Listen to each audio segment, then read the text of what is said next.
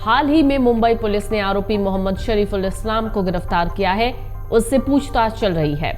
उसने अपना गुनाह कबूल कर लिया है। इस बीच forensic expert professor Dinesh Rao ने सैफ अली खान पर हुए हमले को लेकर चौंकाने वाला खुलासा किया है। जो रिपोर्ट सामने आ रही हैं, उसके दावे के मुताबिक इस रिपोर्ट ने पूरे केस की तस्वीर थोड़ी बदल दी है। एक जर्नल में छपी रिपोर्ट के मुताबिक forensic expert professor Dinesh Rao ने सैफ अली खान पर हुए हमले के बाद उनके शरीर पर लगे जख्मों को लेकर बात की। उन्होंने एक चैनल को कहा है कि लीलावती अस्पताल की मेडिको लीगल रिपोर्ट में जिन जख्मों का जिक्र किया गया है वो उस तरह के नहीं हैं जो चाकू की वजह से लगते हैं। उन्होंने दावा किया कि डॉक्टर भार्गवी पाटिल की साइन की हुई रिपोर्ट में जिन चोटों का जिक्र है वो सिर्फ बिना धार वाले हथियार से ही लग सकती है। सैफ अली खान के पेंट हाउस में रहने वाली स्टाफ नर्स ने अपने बयान में बताया है कि हमलावर अपने साथ एक छुरी जैसी एक चीज जो कि धातु जैसी है और वो पतली आरी जैसी कोई चीज लेकर आया था।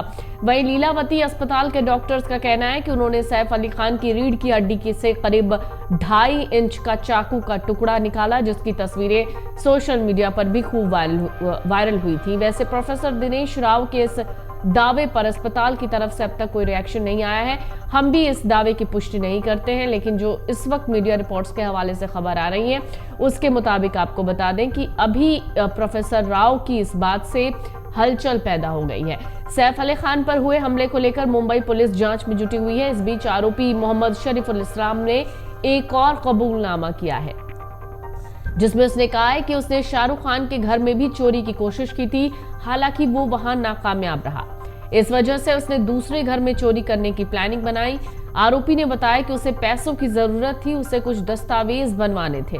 आरोपी ने पूछताछ में बताया कि उससे किसी ने भारतीय दस्तावेज बनाकर देने का वादा किया था और इसके बदले उससे रुपयों की मांग की थी।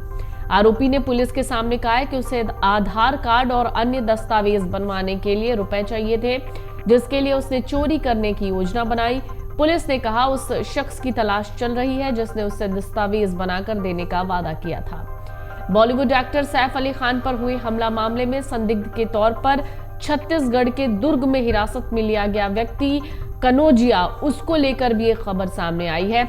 दरअसल पुलिस कार्रवाई के बाद उसका जीवन पूरी तरीके से अस्त व्यस्त हो गया है। उसने दावा किया है कि उसके पास कोई नौकरी नहीं है, परिवार को बदनामी का सामना करना पड़ रहा है।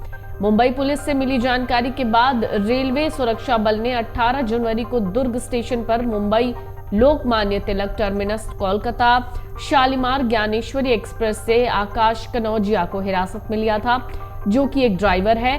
19 जनवरी की सुबह मुंबई पुलिस ने पड़ोसी ठाणे से बांग्लादेशी नागरिक शरीफुल इस्लाम शहजाद मोहम्मद रोहिल्ला अमीन फकीर उर्फ विजय दास को गिरफ्तार किया था, जिसके बाद दुर्ग आरपीएफ ने आकाश कनौजिया को छोड़ दिया था। 15 जनवरी की रात मुंबई के बैंड्रा इलाके में सदगुरु शरण में 12वीं मंजिल पर सैफ अली खान के घर में लूटपाट की कोशिश के दौरान एक व्यक्ति ने उन पर कई बार चाकू से वार किया। सैफ की सर्जरी हुई और बाद में उन्हें छुट्टी दे दी गई।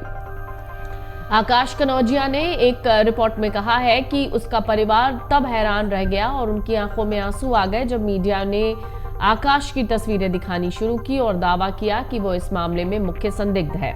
मुंबई पुलिस की एक गलती ने आकाश की जिंदगी बर्बाद कर दी। आकाश कनौजिया का ये दावा है कि वो ये गौर करने में विफल रहे हैं कि उनकी मूछें थी और एक्टर की बिल्डिंग में लगे सीसीटीवी फुटेज में दिख रही व्यक्ति की मूछें नहीं थी।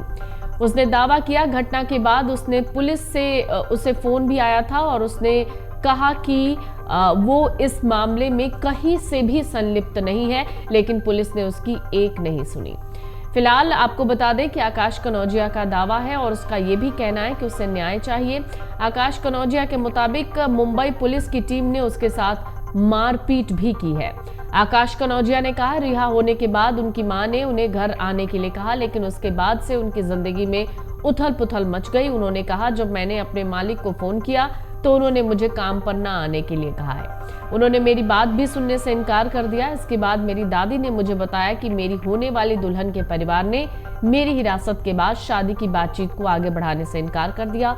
आकाश कनौजिया ने दावा किया है कि लंबे समय तक इलाज के बाद उनके भाई की मौत हो गई, जिसके कारण उनके परिवार को विरार में अपना घर बेचना पड़ा।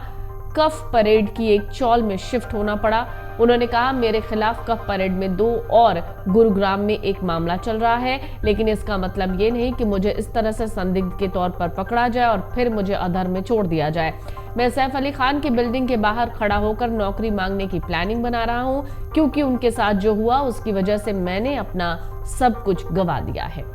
अमर उजाला जीवांजलि के सारथी की मदद लें और महाकुंभ में स्नान जरूर करें।